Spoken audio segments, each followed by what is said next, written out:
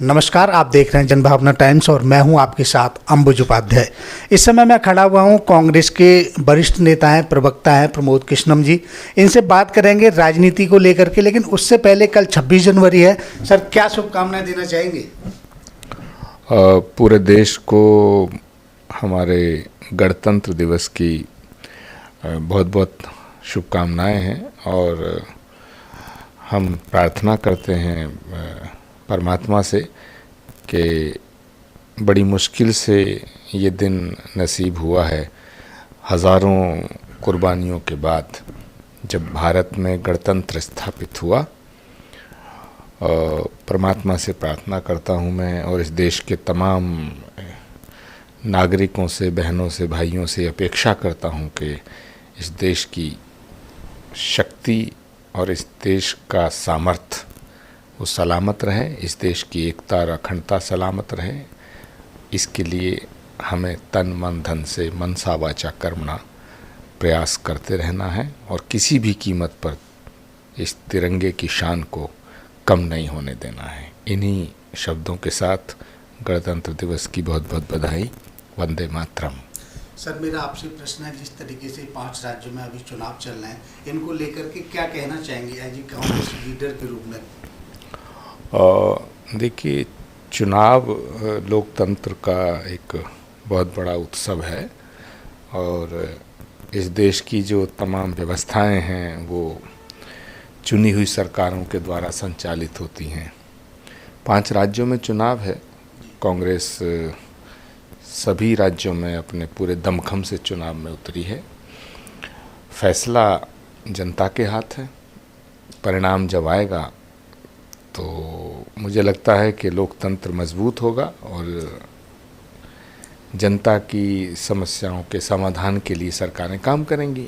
अभी तो यही अपेक्षा है। कांग्रेस का सर रिपोर्ट कार्ड देखा जाए तो क्या उम्मीद लग रही है, कितना आश्वस्त है जीत को लेकर, कितने राज्यों में? कांग्रेस इस समय संकट के दौर से गुजर रही है और कांग्रेस के सामने एक बहुत बड़ी चुनौती है कि किस तरह से कांग्रेस अपनी पुराने स्वरूप में वापस आए। उसके लिए हम सब मिलकर के प्रयास कर रहे हैं, चिंतन कर रहे हैं, लेकिन मुझे लगता है कि अभी कांग्रेस पार्टी को और अधिक आत्मचिंतन की आवश्यकता है, जिसे हम लोग करेंगे। उम्मीद है कि फिर एक बार देश में कांग्रेस बहुत मजबूत स्थिति में आकर के देश के सामने अपने आप को लाएगी। पीएन सिंह नेता हैं जो कांग्रेस के काफ़ी वरिष्ठ नेता हैं, उन्होंने भी भाजपा का दामन थाम लिया है। इससे पहले भी कैप्टन अमरिंदर सिंह, ज्योतिरादित्य सिंधिया, तो कहाँ थोड़ी सी कुछ कमी रह रही है? देखिए, ये सब वो नाम हैं जो गांधी परिवार के बड़े निकट के लोग माने जाते थे और गांधी परिवार ने, कांग्रेस पार्टी के नेतृत्व ने इन्हें बड़ा सम्मान दिया। मुझे नहीं लगता कि ज्योतिरादित्य सिंधिया जी का, पीएन सिंह जी का, जितेंद्र प्रसाद जी का जो सम्मान, जो रुतबा कांग्रेस पार्टी में था वो बीजेपी में हो पाएगा। लेकिन उन्होंने नई पारी की शुरुआत की है, मेरी उन्हें शुभकामनाएं हैं।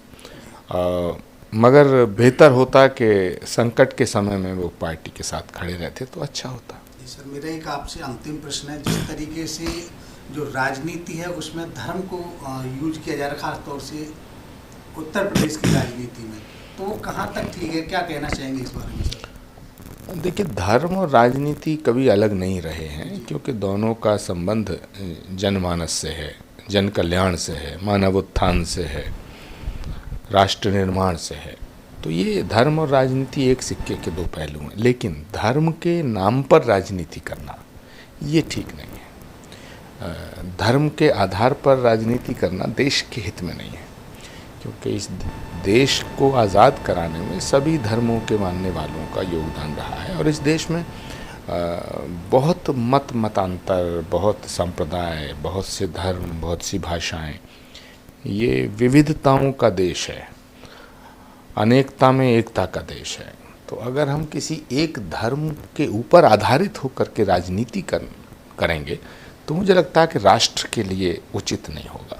तो राष्ट्र हित को ध्यान में रखते हुए, सर्वधर्म समभाव के सूत्र को अपनाते हुए अगर हम राजनीति करते हैं तो I think it would be better, ये अच्छा होगा। तो सर क्या मैसेज देना चाहेंगे जो पांचों विधानसभाओं में चुनाव है उनको लेकर के जनता को किस तरीके से मत का प्रयोग करे? मैं सभी मतदाताओं से ये प्रार्थना करूंगा कि अपने मत का प्रयोग ज़रूर करें, क्योंकि ये वो मत है जिसका अधिकार हमें भारत का संविधान देता है, और हम इस राष्ट्र के निर्माण में अपनी भूमिका को सुनिश्चित करें इस मत के द्वारा। तो मुझे लगता है कि जो जहाँ है, जिस विचारधारा से प्रभावित है, उस पार्टी को वोट दे, उस कैंडिडेट को वोट दे, लेकिन राष्ट्र सर्वोपरि होना चाहिए। राष्ट्र को सर्वोपरि मानते हुए मतदान बहुत ज़रूरी है, वो ज़रूर करें।